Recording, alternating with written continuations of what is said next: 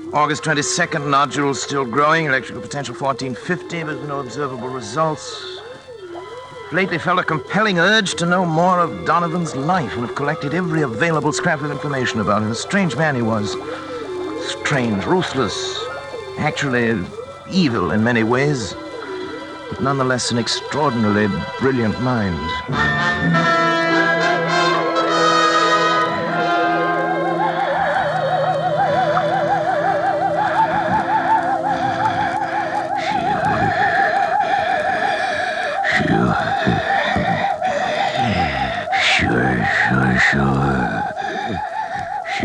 Sure. It'll be the test. You agree? Of course. Sure. Patrick, wake up! Patrick! What is it? What happened here? I thought I ought to wake you up, Patrick. You were moaning in your sleep, talking. Talking? What did I say? I'm not sure, but your voice was so strange that... Janice, what's the matter? There's nothing. I was dreaming, that's all. Janice woke me up. Patrick, let me see your hand. Hand? What else No, is the my other hand one. for? What about it? You're not left-handed, are you? No. Then why have you got ink on the fingers of your left hand? Well, I don't know. Were you writing anything tonight? No. You must have been, Patrick. Here it is, right here on your desk. Nonsense. Wait, let me see it. Oh, you've been writing his name, William H. Donovan. H. Donovan Schrott. That's not my handwriting. It's... What? Don't you see what it means? The brain has communicated with me. Patrick, you don't... Look here. Look at this magazine article. Here's a reproduction of his signature. And he was left-handed, too. It says so here. Why, it is. It is exactly the What same. a fool I've been. Look at this picture, smoking a cigar. With his left hand. I wondered why I'd suddenly started smoking cigars. The same brand, too. Janice. Try to remember what you heard me saying just before you woke me up. Come on, Janice. Think. Patrick, I can't believe... Think, Janice. All I heard was something like, sure. Sure. Of course. Don't you remember, Schrott? He said it that night. It was the only thing we ever heard him say. It was an expression of his. It tells about that in one of the articles, too. Yes, there it is. It wasn't your voice, It wasn't my voice. You see, the brain has grown. And it's strong enough to influence not only the higher functions of the frontal lobe, but the speech centers, the motor centers of another brain. Patrick, if this is true, then your experiment has been successful. It's ended. Ended? Oh, it's only begun. Patrick! Don't you see what this means? Patrick, listen to me. Oh, what, Janice? What? You've got to stop. Stop! I can't stand it any longer. Can't you see where it's led you? When you cut yourself off from your family, when you neglected your health, began having fits of temper, and were like someone I hardly recognize as the man I married. All that I tried to understand. But don't you see what you've done? You are a murderer, Patrick, a murderer. Janice, darling. David told me the whole thing. That poor boy's half insane himself from worry. Insane? What do you mean by that? What I say. You killed Donovan. Janice, Maybe he wouldn't have lived anyway. But you killed him. And now this thing has gained such power over your mind that it can make you do things you don't even know about. For all you know, it could make you do anything. Anything. You've got to choose, Patrick. Oh, Janice, please. I suppose you're right, but I'm utterly exhausted. I can't even think anymore. You've got to think. Give me until tomorrow. Let me sleep, and then tomorrow I'll do something. I promise you. All right, Patrick. Tomorrow. But if you don't do something, if you don't destroy that thing, I will. The brain. It's almost as though it heard you and were raging at you.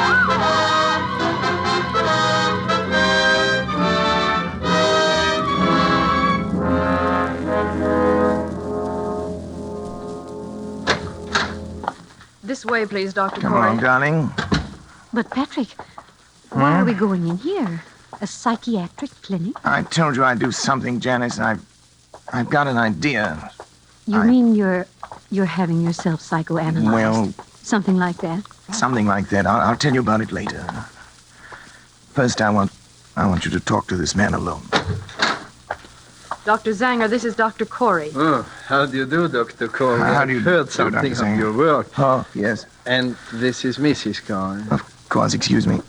I'm happy to meet you, Mrs. Cory. Thank you, Doctor. Won't you come into my office? I will certainly. Janice, would you mind, darling, waiting in the reception room? I'll be out in just a moment. Thank you. Why, certainly, dear. In here, please, Doctor. Very well. Well, Doctor, she seems quite normal. I'd expected from what you told me on the telephone that... I know. I can assure you, I hate to tell you this, but, Doctor,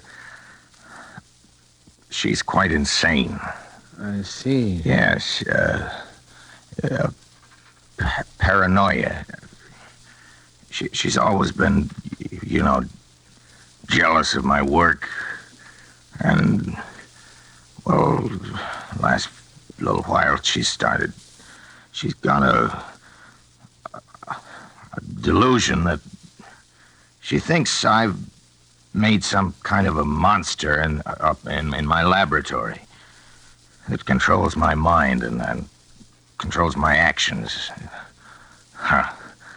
So I'm putting her completely in your hands. Oh, well, it's of course a little unusual, but since you are yourself a medical man... That's right. You definitely wish to commit her then, huh? Yes. You have the papers. Oh, yeah, here you are.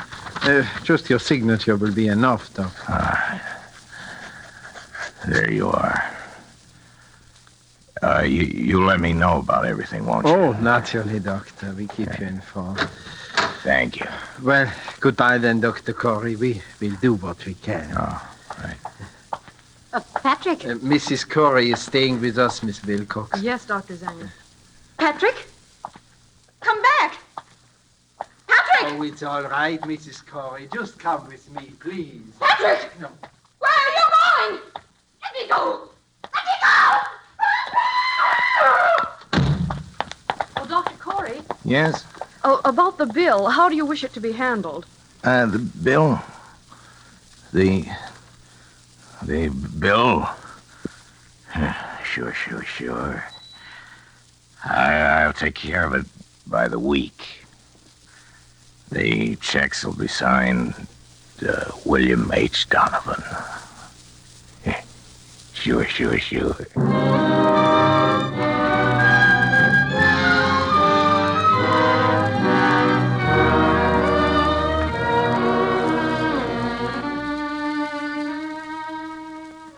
August 20th. It's nearly 3 weeks now since Janice went away. I can't understand how she could have left me just when I needed her most.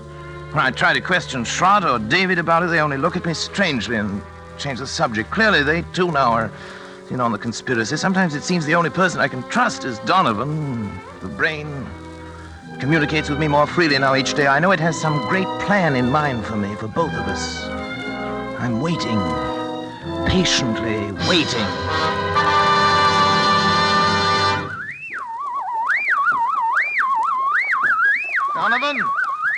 Donovan, I'm listening, Donovan. Don't be angry, Donovan. I'm trying to understand. I'm listening, Donovan. I'm listening. I'm listening.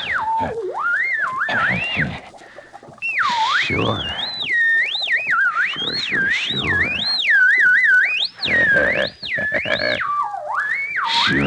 Sure.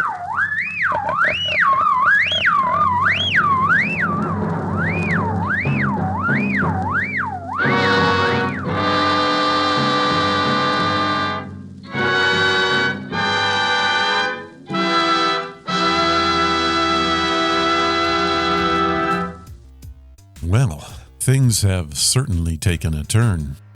At this point in the story, Dr. Cory is no longer entirely himself. Donovan's influence, his will, his personality has begun to take control. And that raises the question that sits right at the heart of this tale. Just because we can do something, does that mean we should? Dr. Cory's experiment was driven by curiosity, ambition, and perhaps even a chance to push the boundaries of human knowledge. But in so doing, he overlooked one critical factor: the nature of the mind that he was trying to preserve. The human brain is an extraordinary thing. It holds our memories, our personality, our very self or sense of self. It is not just an organ, it is who we are. And in this story, that identity refuses to stay quiet. What you're witnessing isn't just a scientific breakthrough gone wrong, it's a collision between intellect and morality, between the pursuit of knowledge and the consequences that come with it. And now, as Donovan's grip tightens, we return to the story.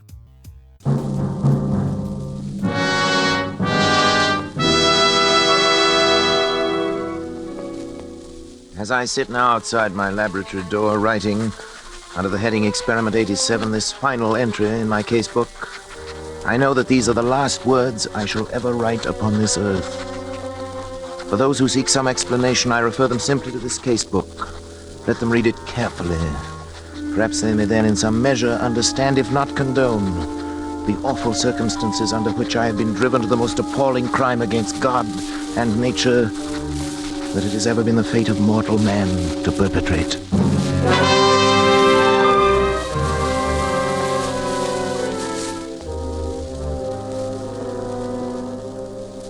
August 24th. It's now 6 weeks, exactly 42 days, since I began the experiment. For 6 weeks, by artificial means alone, I have kept alive a human brain, completely detached from the body, floating in a bath of serum, nourished by a synthetic blood plasma fed through its arteries by an electric pump. It has remained alive. Not only alive, but I have succeeded in communicating with it. For I've even induced new growth of brain cells and so tremendously increased its mental faculties that by sheer brain power alone, it has actually been able to communicate its thoughts to me. And each day, my communion with that living, pulsing mass of gray matter that was the brain of William Donovan becomes stronger and stronger.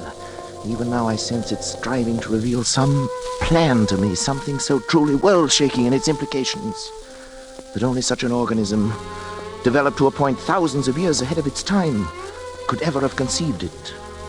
So far I sense this only, but soon I shall know. Indeed, I shall be partner in its execution. What a fool I was ever to have considered for a moment my wife's demand that I end the experiment. It's because I refused, of course, that Janice left me a week ago without so much as a word of explanation or farewell. Even my son David and my assistant Schrott are privy to this conspiracy to thwart me, for when I ask about Janice, they pretend to know nothing, or they seek to avoid my questions. But the brain will live. Yes, I can hear it now. Its delta waves quite audible over the amplifying system I've arranged for it. Almost as though it were calling to me, trying to speak to me. The brain will live.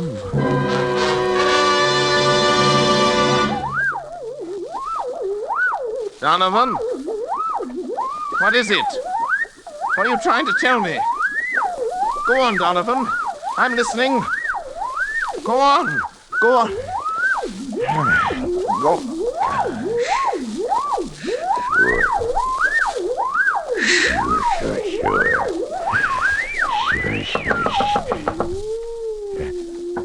Who is it? It's me, Patrick, and David. What do you want? I want to talk to you, Dad. I've no time to talk. I'm busy. I'm sorry. Go away, I tell you. I'm busy.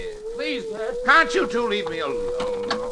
All right. What is it? What is it? Patrick, won't you come into the study with us for a few minutes? Whatever you've got to say, you can say right here. You know I can't leave the laboratory. Dad, it's only that, well, we wanted to talk to you in private. Well, don't tell me that you're afraid of this poor mass of brain cells here. It's not that, Dad, but we... Never mind, David. At least turn that thing off then, will you, Patrick? What difference would it make? Could still hear, couldn't it? Well, what is it then? Well, it's about Mother. So, she put you up to this, did she? I thought the truth would come out sometime. Dad, listen. She's tried to stop this experiment from the beginning. She thought she could blackmail me into quitting by leaving me, and she still does. And now she's using you as a go-between. Patrick, listen a minute, won't you? We haven't heard a word from Janice. We don't even know where she is. That's what we've come to talk to you about. Oh, have you? Well, how could I know where she is? Well, because you were the last person seen with her, Dad. I was. Don't you remember, Patrick? You took her into town with you. You wouldn't tell any of us why. Yes, of course, the moment I've forgotten, but what of it? Well, don't you remember what happened then? Of course I remember. She left me, that's all. Where, Dad? Where did she leave you? Well, What were you doing? I don't know. We were in some big public building, City Hall, courthouse, taxis or something. Next thing I knew, she'd simply disappeared. Is that all? Didn't she say anything? Didn't she at least tell you why she was going? No, I remember what she said. It's been a week or more. I've hardly slept. You know, I've been working night and day. Yes, that's just it, Patrick. What do you mean by that? Patrick, you say this. The brain communicates with you, tells you yes. things about his past life, suggests thoughts. Yes, Well, yes. if the brain can make you think of things, mightn't it also be able to make you forget things? You're out of your mind. Dad, are you sure? Are you sure you don't know what's happened to Mother? No, I tell you, no, I But don't Patrick, know. What? don't you see what you might have done? What? In heaven's name, stop now while there's still time. Get out of here. While there's still time to help Janice, if there is. While there's still time to help yourself. Shut off the current. Let Get the brain out. die. Kill it, Patrick. Kill it. Get out, both of you. Get out. Get out.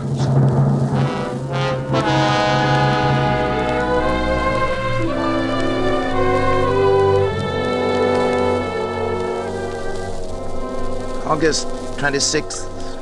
The brain continues to communicate thought fragments more and more easily, but nothing further on what I've come to think of as the plan. I'm now sleeping a great deal, but my dreams are becoming increasingly troublesome, although I'm at a loss to analyze them. Most frequent is a sort of vast cosmic ballet presided over by the colossal figure of a young man whom I seem to recognize, yet I never see his face. It's as though the entire population of the Earth were moving past him in review at his command.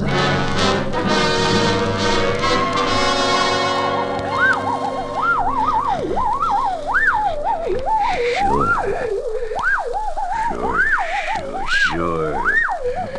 Now. Do it now. Now. Sure, now. Help me, someone! Help! Shroud! Dad, let go, Dad! David! Had to, Dad. Never mind now. Here, help me with Shroud. He's fainted. No, David, don't let him. It's all right now. Here's a glass of water. What's the matter? You're trembling all over. You looking I at me can't. that way for? You look frightened after death. Dad, you... What happened here anyway? I came and found you on the floor with your hands around your own throat. It hadn't been for me. Why's your luggage all packed? I was going to leave. Leave in the middle of the night? Why? Because The fuse box has been opened. It was you, Schrott. You were going to shut off the current. You were going to kill the brain. Patrick, you tried to strangle me. What? It's true, Dad.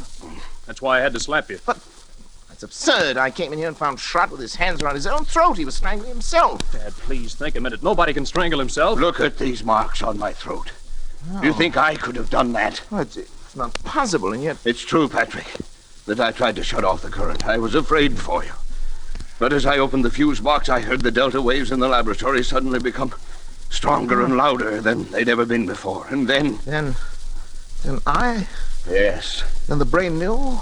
You even spoke in Donovan's voice, Donovan's Patrick. voice, his That voice. recurring phrase of his, sure, in his very tones, his very accent. Sure. You've created a monster, Patrick. It has the power to make me commit murder. The brain must die. Pull the switch in the fuse box, Patrick. It will only be a matter of seconds, Yes. and then... Yes, But You've got to, Patrick. Schrott, David, help me. I can't move. Come in. Pull the switch, hurry. Schrott, David, go on. You too? It's paralyzed, just Patrick. The brain won't let itself be killed. Then it has the power to live on.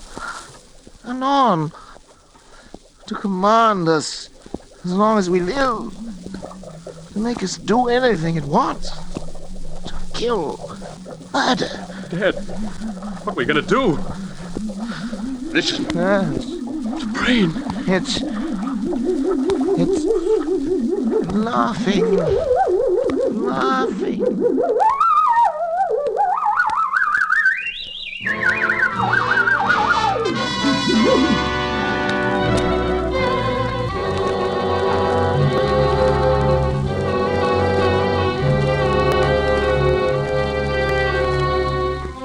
September 7th.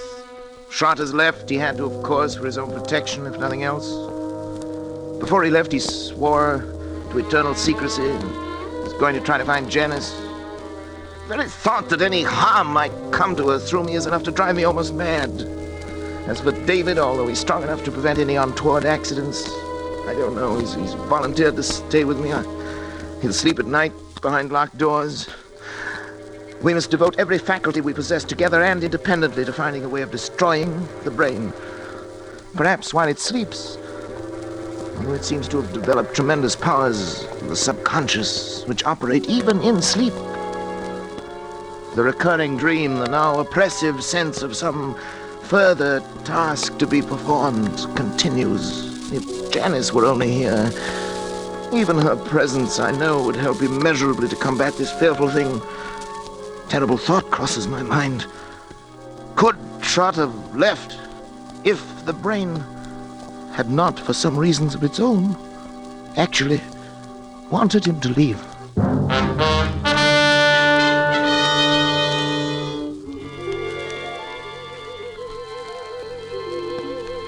September 10th.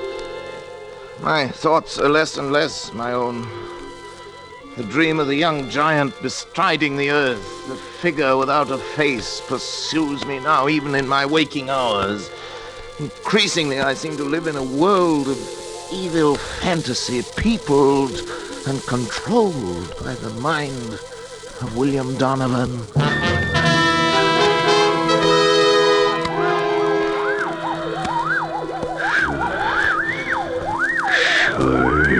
Sure. It's not much time, but time enough. Time enough. Sure. Time enough. Sure. Hello? Who is it? Patrick? Oh, Janice. Janice, my darling. Janice. Hello, Patrick. Sweetheart. How are you, Patrick? Oh, I'm well enough. But Janice, where have you been? Janice, why did you leave me that day? Why didn't you at least tell me? Where did you go, darling? I was with friends. Well, did Trot tell you anything?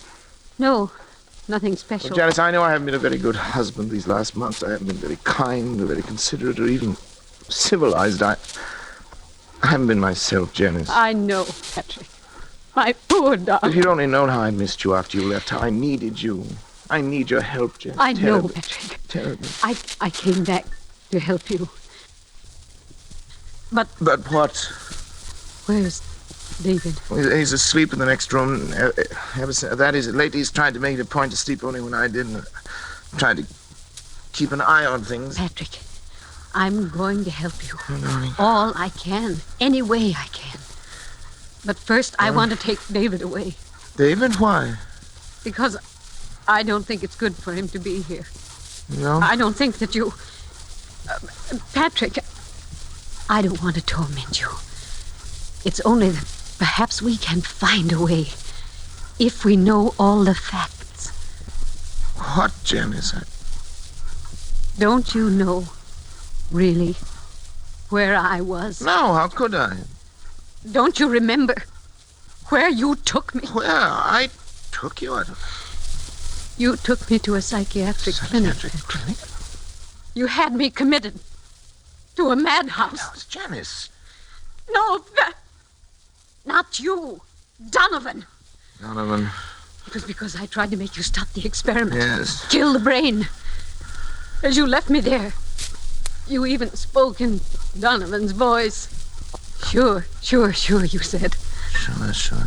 I thought they were the last words I would ever hear you speak. Oh, Janice, forgive me. Forgive me, baby. I couldn't persuade anyone. I was sane. Oh, sweet. After what you told them. Everything I said only made them think I was mad. I'm not mad. Am I, Patrick? I'm not mad. Am I?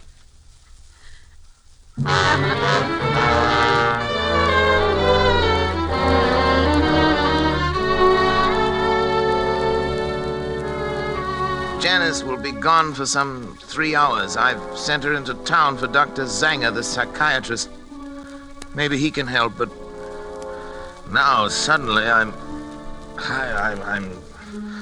overcome with the thought of the humiliation I shall have to suffer when other medical men become aware of the position I'm in. It'll be the end of my career and my reputation, all my hopes.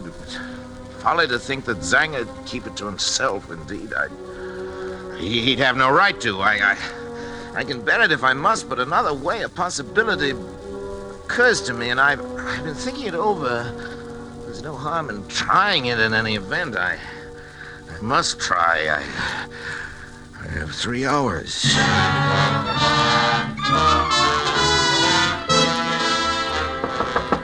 David! David! Yes, Dad?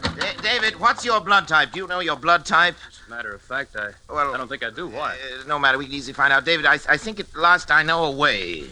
To kill the brain? It's simple. It's perfectly natural, and yet 9 chances out of 10 is something Donovan had never known about. I'll do it myself. Unfortunately, my blood type and his are...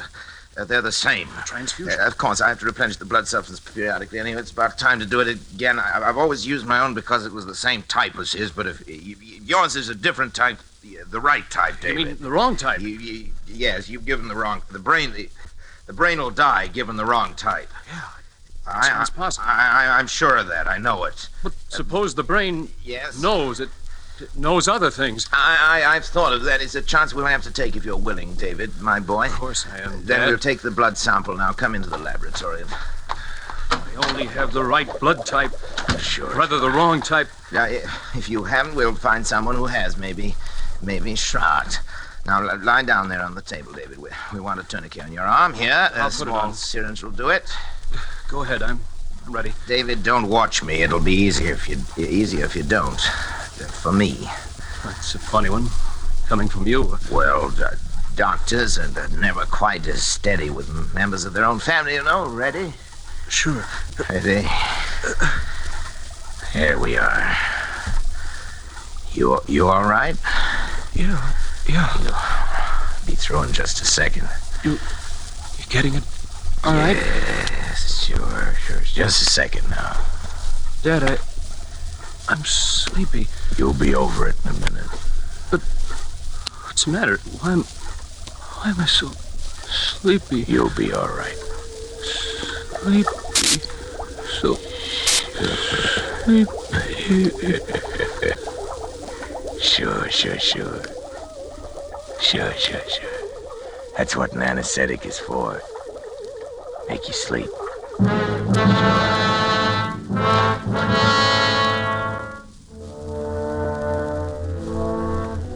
I was somewhat surprised to find the instruments sterilized, already laid out, but I worked more rapidly and skillfully than ever before in my life, I think. I made an incision just below the hairline, laying back the scalp as far as the base of the skull. I trepanned the cranium at 2-centimeter intervals, working back and downwards to the upper edge of the occipital bone. With the Geely saw, I cut through the connecting bone structure and removed the entire top of the cranium, placing it in saline solution to preserve it. I made a semicircular incision in the dura mater, laying it to one side, exposing the brain. As I dissected out the facial, auditory, and pneumogastric nerves to free the medulla oblongata, I became conscious of an insistent clamoring, something like a mounting hysteria in the distant reaches of my mind. Almost as strong as the irresistible compulsion that drove me on. But my hand did not falter. With a sure stroke, I severed the spinal cord just below the first cervical nerve.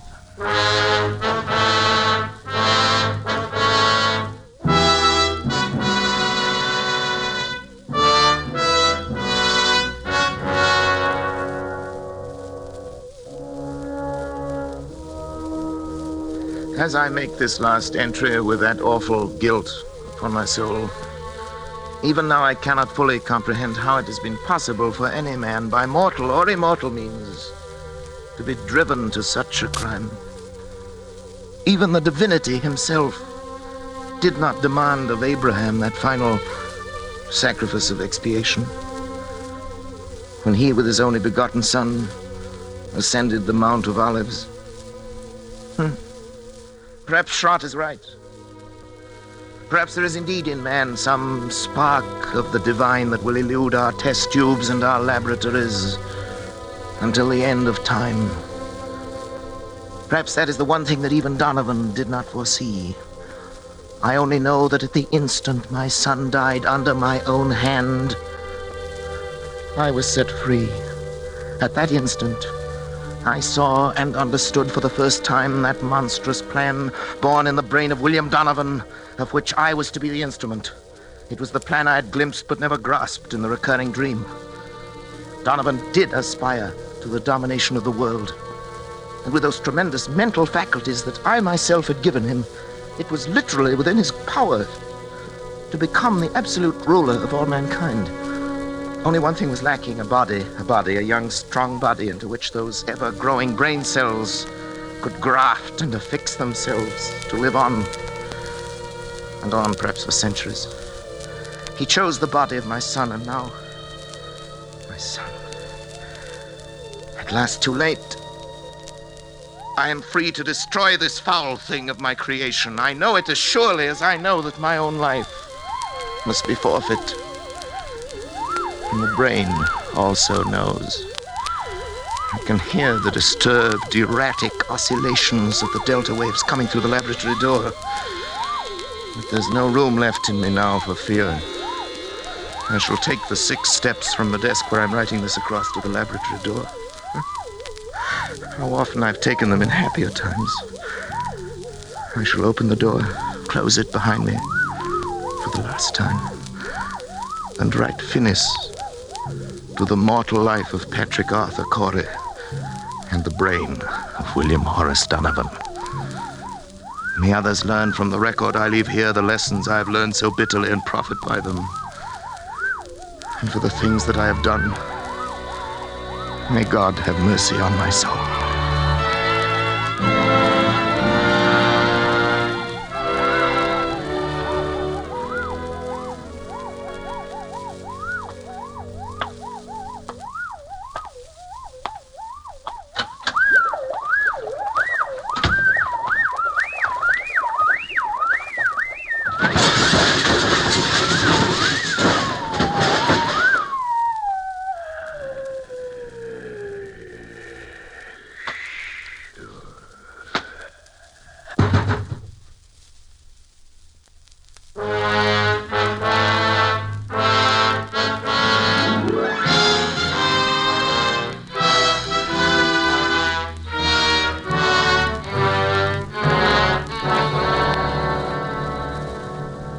Phoenix, Arizona, September the 15th. The bodies of Dr. Patrick Arthur Cory and his son David were found in Dr. Cory's own laboratory early today. Young Cory had apparently died on the operating table as a result of a delicate brain operation performed by his father. In the case of Dr. Cory, medical authorities gave us their opinion that he might have died of shock as a result of the unsuccessful operation on his son. A curious feature of the case was the fact that numerous pieces of tissue identified as being from a human brain were found scattered about the laboratory floor, while a larger section of brain was found in the midst of an elaborate apparatus, evidently part of a scientific experiment. Medical authorities stated, however, that they were unable to explain the nature of the apparatus and that the brain itself was in such a state of decomposition as to indicate that it had been dead and slowly decaying for at least 3 months. Dr. Cory is survived by his wife, Janice. She was committed to the County Asylum for the Insane late this afternoon. Burial of Dr. Cory will be at the Mount of Olives Cemetery.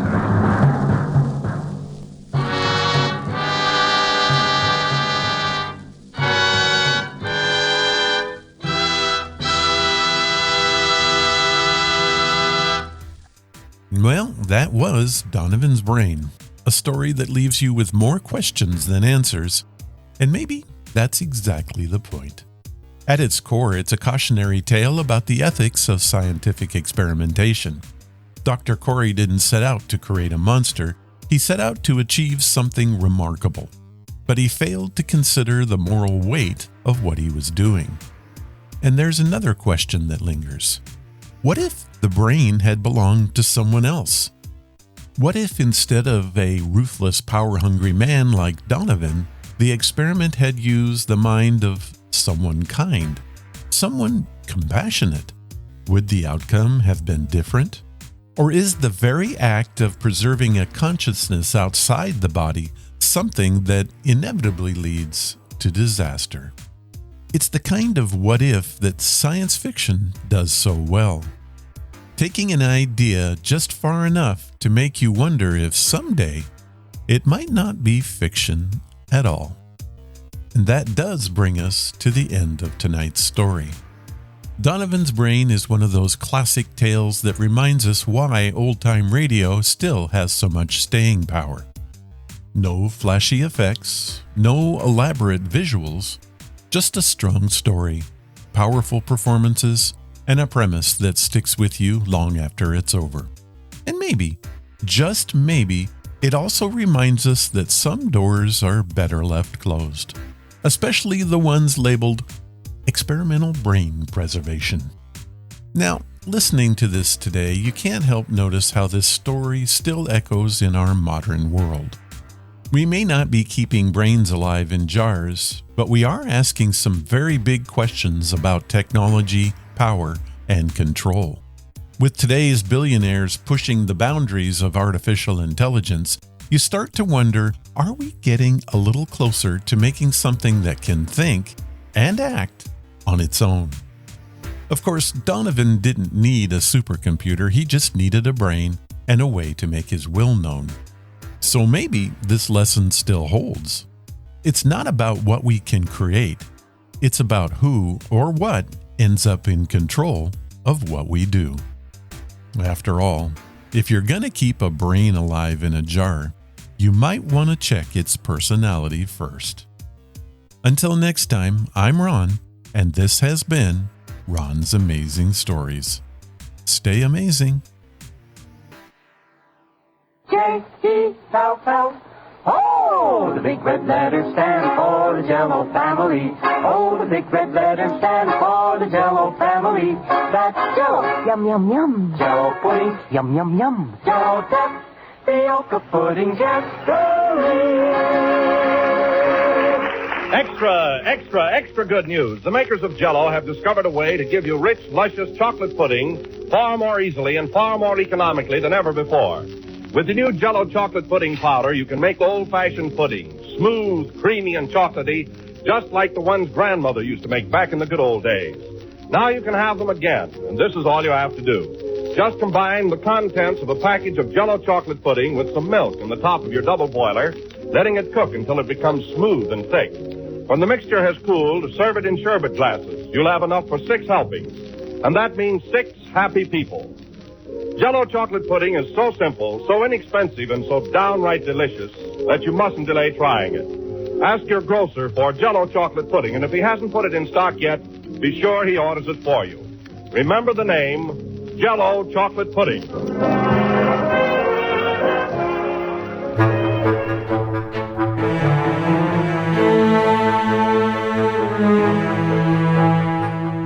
Was episode number 730, and it was brought to you by Audible. Head to audibletrial.com/Ron's Amazing Stories and get yourself a free audiobook today. You help the show if you do it. Thank you, Audible. If you want to follow the podcast or the blog, head to ronsamazingstories.com.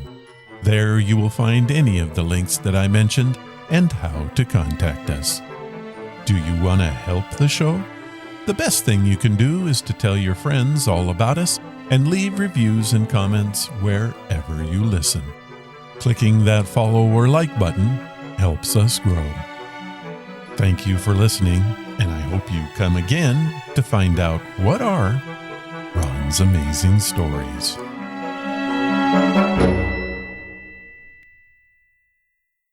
All of the vintage audio used in the podcast is believed to be in the public domain.